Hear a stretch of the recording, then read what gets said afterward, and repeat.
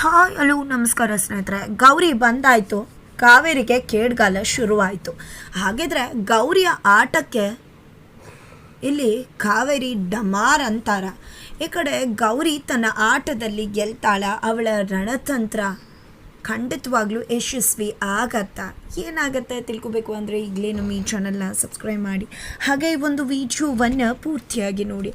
ಇಲ್ಲಿ ಯಾರೂ ಕೂಡ ಅಂದ್ಕೊಂಡಿರಲಿಲ್ಲ ಲಕ್ಷ್ಮಿ ಬರ್ತಾಳೆ ಅಂತ, ಎಕ್ಸೆಪ್ಟ್ ಪಾರ್ಥಸಾರಥಿ, ಕೀರ್ತಿ ಹಾಗೆ ಸುಪ್ರೀತಾ ಮೂವರಿಗೆ ಮಾತ್ರ ಗೊತ್ತಿತ್ತು ಇಲ್ಲಿ ಲಕ್ಷ್ಮಿ ಬದುಕಿದ್ದಾಳೆ ಅನ್ನೋದು. ಅದರ ನಡುವೆ ಚಿಂಗಾರಿಗೂ ಕೂಡ ಗೊತ್ತಾಯಿತು. ಬಿಕಾಸ್ ಯಾವಾಗ ವೈಷ್ಣವ್ ಪತ್ರವನ್ನು ರಾಕೆಟ್ ಆಗಿಬಿಟ್ನು, ಆ ಒಂದು ರಾಕೆಟ್ನ ಎತ್ಕೊಂಡಿದ್ದು ಲಕ್ಷ್ಮಿ. ಅದನ್ನು ನೋಡಿದ್ದೆ ಚಿಂಗಾರಿ ಅಲ್ಲೇ ಬೆಂಡದ್ದು ಹೋಗಿದ್ರು. ಆ ಒಂದು ವಿಷಯವನ್ನು ತಿಳಿಸಲೇಬೇಕು ಅಂತ ಹೇಳಿ ಕೋರ್ಟ್ ಒಳಗಡೆ ಬಂದರು. ಬಟ್ ಆಲ್ರೆಡಿ ಕಾವೇರಿ ಕಟಕಟೆಯಲ್ಲಿ ನಿಂತಿದ್ದು. ಅದೇ ಕಾರಣಕ್ಕೆ ಕಟಕಟೆಯಲ್ಲಿರೋ ಗೌರಿಗೆ ಕಣ್ಸನ್ನೆ ಬಾಯಿಸನ್ನೆ ಕೈಸನ್ನೆ ಮುಖಾಂತರ ಇಲ್ಲಿ ಲಕ್ಷ್ಮಿ ಬದುಕಿದಾಳೆ ಅನ್ನೋ ಸತ್ಯವನ್ನು ಹೇಳೋಕೆ ಮುಂದಾಗ್ತಾ ಇದ್ರೆ ಇಲ್ಲಿ ಯಾವುದೇ ರೀತಿಲೂ ಕೂಡ ಕಾವೇರಿ ಅವ್ರಿಗೆ ಅರ್ಥ ಆಗ್ತಾ ಇರಲಿಲ್ಲ. ಬಟ್ ಅವ್ರಿಗೆ ಒಂದು ಅರ್ಥ ಆಗ್ತಿದ್ದು, ಏನೋ ಕನ್ವೆ ಮಾಡೋಕೆ ಚಿಂಗಾರಿ ಟ್ರೈ ಮಾಡ್ತಿದ್ದಾಳೆ ಅಂತ. ಬಟ್ ಏನು ಮಾಡ್ತಿದ್ದಾಳೆ ಅನ್ನೋದು ಅವ್ರಿಗೆ ಗೊತ್ತಾಗಲೇ ಇಲ್ಲ. ಅದರ ನಡುವೆ ಮತ್ತೆ ಕೋರ್ಟಿನ ಒಂದು ವಿಚಾರಣೆ ಶುರುವಾಗತ್ತೆ. ಇಲ್ಲಿ ಕೀರ್ತಿನ ಕಟಕಟೆ ಮೇಲೆ ಕರೀತಾರೆ. ಅದರ ನಡುವೆ ಇಲ್ಲಿ ವೈಷ್ಣವ್ಗೆ ಒಂದು ಕಾಲ್ ಬರುತ್ತೆ. ಅದು ಆಶ್ರಮದಿಂದ ಆಗಿರುತ್ತೆ. ಆಶ್ರಮದಿಂದ ಬಂದಂಥ ಕಾಲ್ನಲ್ಲಿ ಈ ಕಡೆ ವೈಷ್ಣವ್ಗೆ ಒಂದು ದೊಡ್ಡ ಸತ್ಯನೇ ಬಿಚ್ಚಿಟ್ಕೊಂಡಿದೆ. ಆ ಒಂದು ಸತ್ಯನ ಕೇಳ್ತಿದ್ದಾಗೆ ವೈಷ್ಣವ್ ನಿಬ್ಬೆರಗಾಗಿ ಹೋಗ್ತಿದ್ದಾರೆ. ಬಿಕಾಸ್ ಅಲ್ಲಿ ಗೊತ್ತಾಗೋ ಸತ್ಯ, ಲಕ್ಷ್ಮಿ ಆಕ್ಸಿಡೆಂಟ್ ಆಗಿ ಅಕಸ್ಮಾತ್ ಹೋಗಿ ಸತ್ತಿದ್ದಲ್ಲ, ಅದು ಒಂದು ಪ್ರೀ ಪ್ಲ್ಯಾನ್ಡ್ ಆಗಿತ್ತು. ಆಕೆಯನ್ನು ಅದ್ರ ಒಳಗಡೆ ಕರೆಸಿ ಸಾಯಿಸುವುದೇ ಒಬ್ಬರ ಉದ್ದೇಶ ಆಗಿತ್ತು ಅಂತ ಹೇಳಿ ಎಲ್ಲವನ್ನ ಕೂಡ ಎಕ್ಸ್ಪ್ಲೈನ್ ಮಾಡಿದ್ದಾರೆ ಶಾಂತ್ ಅವರು. ಆ ಒಂದು ವಿಷಯ ಗೊತ್ತಾಗ್ತದಾಗೆ ವೈಷ್ಣವ್ ಗಾಬರಿ ಆಗ್ತಾನೆ. ಗಾಬರಿ ಆಗಿದ್ದೆ ಕೋರ್ಟ್ ಒಳಗಡೆ ಬಂದಿದ್ದೆ. ಕಟಕಟಿ ಹತ್ರ ಇರೋ ಹತ್ರ ಕೀರ್ತಿ ಹತ್ರ ಬರ್ತಾನೆ. ಕೀರ್ತಿ ಹತ್ರ ಬಂದಿದ್ದೆ. ನೋಡು ಕೀರ್ತಿ, ನಿನಗೆ ಹೇಗೆ ಆ ಒಂದು ರಾಣಿ ಬೊಂಬೆ ಸಿಕ್ತು, ಎಲ್ಲಿ ಸಿಕ್ತು ಹೇಳು ಅಂತ ಕೇಳ್ತಿದ್ದಾರೆ. ಈ ಒಂದು ಮಾತನ್ನು ಕೇಳ್ತಿದ್ದಾಗೆ ಜಡ್ಜ್ ಉಗ್ರ ಸ್ವರೂಪ ತಾಳ್ಬಿಡ್ತಾರೆ. ಏನಿದು ಪದೇ ಪದೇ ಈ ರೀತಿ ಬಂದು ಮಾತಾಡೋದು, ಏನ್ರಿ ಅನಿಸಿಲ್ವಾ ನಿಮಗೆ? ಎಷ್ಟು ಬಾರಿ ಹೇಳಬೇಕು, ಏನೇ ಮಾತಾಡುವ ಹಾಗಿದ್ರು ಕಟಕಟೆ ಒಳಗಡೆ ನಿಂತು ಬಂದು ಮಾತನಾಡಿ ಅಂತಾರೆ. ಕಟಕಟೆ ಒಳಗಡೆ ಬರ್ತಾರೆ. ವೈಷ್ಣವ್ ಕೀರ್ತಿನ ಕೇಳ್ತಾರೆ, ಅದು ನಂದು ಅಂತ ಹೇಳಿ ಕೀರ್ತಿ ಏನೋ ಹೋಗ್ತಾಳೆ ಬೊಂಬೆನ. ಬಟ್ ಈ ಕಡೆ ವೈಷ್ಣವ, ಇಲ್ಲ ನನ್ನ ಹೆಂಡ್ತಿನ ಯಾರೋ ಸಾಯಿಸಿದ್ದಾರೆ, ನನ್ನ ಹೆಂಡತಿ ಅಕಸ್ಮಾತ್ ಸತ್ತಿದ್ದಲ್ಲ, ಅದು ಪ್ರೀ ಪ್ಲ್ಯಾನ್ ಮರ್ಡರ್ ಅಂತ ಹೇಳ್ತಿದ್ದಾರೆ.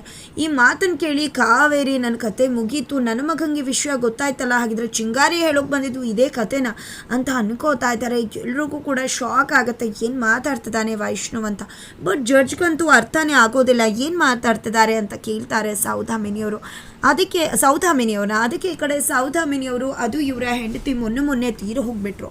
ಒಂದು ರಾವಣ ದಹನದ ದಿನ ಅಲ್ಲಿ ಅದ್ರ ಜೊತೆನೆ ದಹಿಸಿ ಹೋಗ್ಬಿಟ್ರು. ಅದೇ ವಿಷಯವಾಗಿ ಅವರು ಮಾತನಾಡ್ತಿದ್ದಾರೆ ಅಂತ.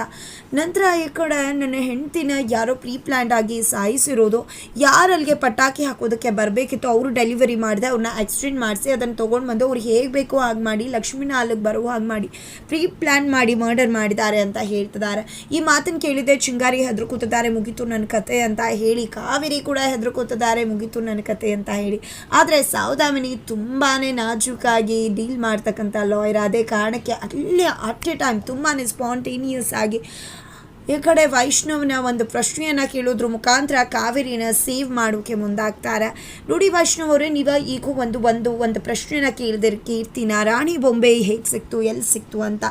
ಏನಿದು ರಾಣಿ ಬೊಂಬೆ ಅನ್ನೋ ವಿಷಯನ ಕೇಳ್ತಾರೆ. ಅದು ಲಕ್ಷ್ಮೀ ರಾಣಿ ಬೊಂಬೆ, ಅದು ಕೀರ್ತಿ ಹತ್ರ ಇತ್ತು, ಅದನ್ನು ನಾನು ತೊಗೊಂಡು ಬಂದೆ, ಹಾಗಾಗಿ ಅವಳನ್ನ ಕೇಳಿದೆ ಅಂತ ಹೇಳಿದಾಗ ಇಲ್ಲೇ ಕ್ಲಿಯರ್ ಆಗಿ ಗೊತ್ತಾಗ್ತಿದೆಯಲ್ಲ, ಇಲ್ಲಿ ಇದನ್ನೆಲ್ಲ ಪ್ರೀ ಪ್ಲ್ಯಾನ್ಡ್ ಆಗಿ ಮಾಡಿರೋದೆ ಕೀರ್ತಿನೇ ಅಲ್ಲಿ ನಿಂತು ಎಲ್ಲನೂ ಕೂಡ ಮಾಡಿ ಇವಾಗ ಕಾವೇರಿಯವ್ರನ್ನ ಜೈಲಿಗೆ ಕಳಿಸೋದ್ರ ಮುಖಾಂತರ ಎಲ್ಲವನ್ನ ಕಾವೇರಿಯವ್ರ ಮೇಲೆ ಹಾಕಿ ತಾನು ಬಚಾವಾಗಿ ವೈಷ್ಣವ್ನ ಮದುವೆ ಆಗಬೇಕು ಅನ್ನೋದು ಕೀರ್ತಿ ಇಂಟೆನ್ಷನ್ ಅಂತ ಹೇಳಿದ ತಕ್ಷಣ ಎಲ್ಲರೂ ಕೂಡ ಮ್ಯಾನ್ಪ್ಲೇಟ್ ಆಗ್ತಾರೆ. ಈ ಕಡೆ ಸುಪ್ರೀತಾನ ಕಣ್ಸನ್ನೆ ಮಾಡಿ ಈ ಕಡೆ ಪಾರ್ಥಸಾರಥಿ ಅವರು ಹೊರಗಡೆ ಕಳಿಸಿದ್ರೆ, ಈ ಕಡೆ ಕಾವೇರಿಯವರು, ವಾವ್ ಸೂಪರ್ ಸೌಧಾಮಿನಿ, ನಿನಗೆ ಯಾರು ಪ್ರಾಕ್ಟೀಸ್ ಬ್ರೇಕ್ ಆಗಿದೆ ಅಂತ ಹೇಳಿದ್ದು, ಎಷ್ಟು ಚಂದ ವಾದ ಮಾಡ್ತಾ ಇದೆಯಾ, ನಿಜವಾಗ್ಲೂ ನನ್ನ ಕತೆ ಮುಗೀತು ಅಂದ್ಕೊಂಡಿದ್ದೆ, ನಾನು ನಿಜವಾಗ್ಲೂ ಸೇವ್ ಮಾಡಿಬಿಟ್ಟೆ ನೀನು ಅಂತ ಮನಸ್ಸಲ್ಲಿ ಫುಲ್ ಖುಷಿಯಾಗಿದ್ದಾರೆ.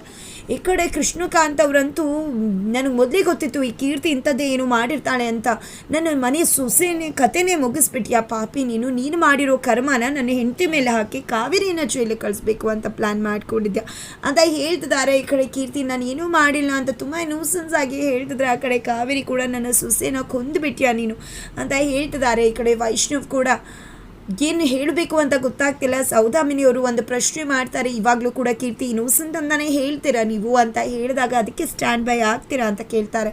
ಇಲ್ಲ ನನ್ನ ಹೆಂಡ್ತಿನ ಕೊಂದಿರೋ ಈ ಪಾಪಿನ ನಾನು ಹೇಗೆ ಹೇಳಿ, ಇವಳೇ ನನ್ನ ಹೆಂಡ್ತಿನ ಕೊಂದಿರೋದು ಪಾಪಿ. ನಿನ್ನನ್ನು ಎಷ್ಟು ಲಕ್ಷ್ಮಿಯವರು ಯಾವತ್ತೂ ಬಿಟ್ಕೊಡದೆ ಇದ್ರು, ಇಡೀ ಮನೆ ನಿನಗೆ ವಿರುದ್ಧ ಆದರೂ ಲಕ್ಷ್ಮಿ ನಿನ್ನ ಪರವಾಗಿದ್ರು. ನನ್ನ ಮನೆಗೆ ಎಷ್ಟು ಫ್ರೀಯಾಗಿ ಬರ್ಬೋದಿತ್ತು ಹೋಗ್ಬೋದಿತ್ತು, ಆದರೆ ಇವತ್ತು ನನ್ನ ಮಹಾಲಕ್ಷ್ಮಿಯವ್ರನ್ನೇ ಮುಗಿಸಿ ಕೊಂದುಬಿಟ್ಟಿಯಲ್ಲ ಪಾಪಿ ಅಂತ ಹೇಳ್ತಿದ್ದಾರೆ. ಯಾವತ್ತೂ ನಾನಾಗಲಿ ಲಕ್ಷ್ಮಿಯವರಾಗಲಿ ಬೊಂಬೆ ಆಗಲಿ ಯಾವತ್ತೂ ನಿಂದಾಗೋಕ್ಕೆ ಸಾಧ್ಯವೇ ಇಲ್ಲ. ನಾನು ಬೊಂಬೆ ಎಲ್ಲರೂ ಕೂಡ ಮಹಾಲಕ್ಷ್ಮಿಗೆ ಸೇರಿದ್ದು. ನಮಗೆ ಮೋಸ ಮಾಡಿ ನನ್ನ ಹೆಂಡ್ತಿನ ಕೊಂದುಬಿಟ್ಟಿಯಲ್ಲ ನೀನು ಅಂತಿದ್ರೆ, ಇಲ್ಲ ನಾನು ಏನೂ ಮಾಡಿಲ್ಲ, ನನಗೆ ಯಾಕೆ ಈ ರೀತಿ ಮಾತಾಡ್ತಿದ್ರ, ನನಗೆ ತುಂಬ ಕೋಪ ಬರ್ತದೆ, ನನಗೆ ಇಲ್ಲಿರೋಕೆ ಆಗ್ತಿಲ್ಲ ಅಂತ ಹೇಳಿ ಕೀರ್ತಿ ಹೋಗ್ಬಿಡ್ತಾಳೆ. ನನ್ನ ಮಹಾಲಕ್ಷ್ಮಿನ ಕೊಂದುಬಿಟ್ಲು, ಈ ಕೀರ್ತಿನೇ ಕೊಂದಿರೋದು ಅಂತ ಇಲ್ಲಿ ವೈಷ್ಣವ್ ಚರ್ಚ್ಗೆ ಹೇಳ್ತಾ ಇದ್ರೆ ಲಕ್ಷ್ಮಿ ರಬಲ್ಲಾಗೆ ಎಂಟ್ರಿ ಕೊಡ್ತಾಳೆ.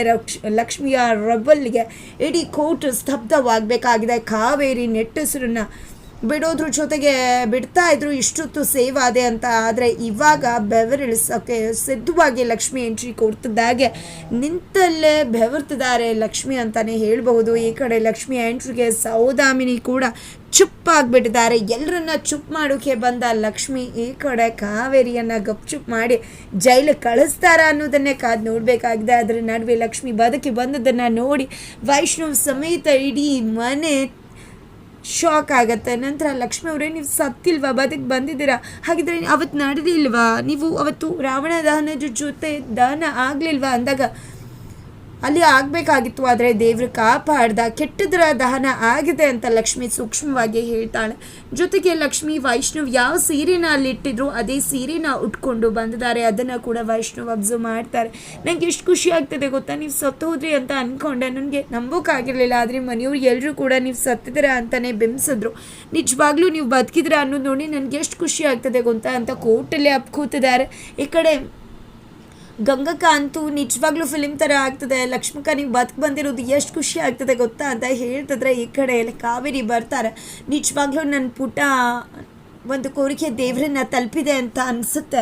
ಲಕ್ಷ್ಮಿ ನೀನು ಬದುಕು ಬಂದಿರೋದು ನನಗೆ ಎಷ್ಟು ಖುಷಿ ಆಗ್ತದೆ ಗೊತ್ತಾ ಅಂತ ಹೇಳ್ತಿದ್ರೆ, ಖಂಡಿತ ಬರಲೇಬೇಕಲ್ವ ಆತ, ನಿಮ್ಮನ್ನು ಭೇಟಿ ಮಾಡಲೇಬೇಕಿತ್ತಲ್ವ ಅಂತ ತುಂಬ ಸರ್ಕಾಸ್ಟಿಕ್ ಆಗಿ ಮಾತನಾಡ್ತಾಳೆ. ನಂತರ ಸುಪ್ರೀತ್ ಅವರು ಎಷ್ಟು ಚಂದ ಡ್ರಾಮಾ ಮಾಡ್ತೀರಾ ಅದಕ್ಕೆ, ಖಂಡಿತ ಇನ್ನು ಮುಂದೆ ನಿಮ್ಮ ಯಾವುದೇ ಡ್ರಾಮಾಗಳು ಕೂಡ ನಡೆಯೋದಿಲ್ಲ, ಯಾಕಂದರೆ ನಿಮ್ಮ ಎಲ್ಲ ಡ್ರಾಮಕ್ಕೂ ಕೂಡ ಫುಲ್ ಸ್ಟಾಪ್ ಹೇಳುವ ಸಮಯ ಬಂದದ್ದಾಯಿತು ಅಂತ ಹೇಳ್ತಿದ್ದಾರೆ. ನಂತರ ಕೀರ್ತಿ ಕೂಡ ಬರ್ತಾಳೆ. ಕೀರ್ತಿ ಬಂದಿದ್ರೆ, ಲಕ್ಷ್ಮಿ ನೀನು ಬಂದ್ಯಾ, ನನಗೆ ಎಷ್ಟು ಖುಷಿ ಆಗ್ತದೆ ಗೊತ್ತಾ ಅಂದಾಗ ನಾನು ಬಂದಿದ್ದೀನಿ ಅಂತ ಲಕ್ಷ್ಮಿ ಕೂಡ ಹೇಳ್ತಾಳೆ.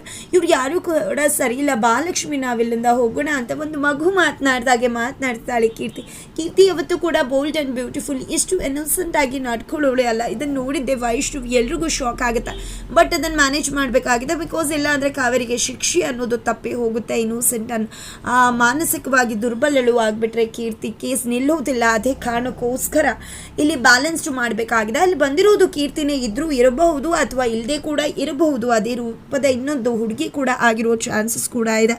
ಇದೆಲ್ಲದರ ನಡುವೆ ಲಕ್ಷ್ಮಿ ಕಟಕಟಗೆ ಬಂದು ನಿಂತ್ಕೊಂತಿದ್ದಾಗೆ ಈ ಕಡೆ ಜಡ್ಜು ಪ್ರಶ್ನೆ ಮಾಡ್ತಿದ್ದಾರೆ, ನಿಮ್ಮ ಮೇಲೆ ನಿಜವಾಗ್ಲೂ ಕೂಡ ಅಟೆಂಪ್ಟ್ ಟು ಮರ್ಡರ್ ಆಯ್ತಾ ಅಂತ. ಹೌದು, ನನ್ನ ಮೇಲೆ ಕೊಲೆ ಪ್ರಯತ್ನ ಆಗಿದ್ದು ನಿಜ ಅಂತ ಹೇಳ್ತಾರೆ.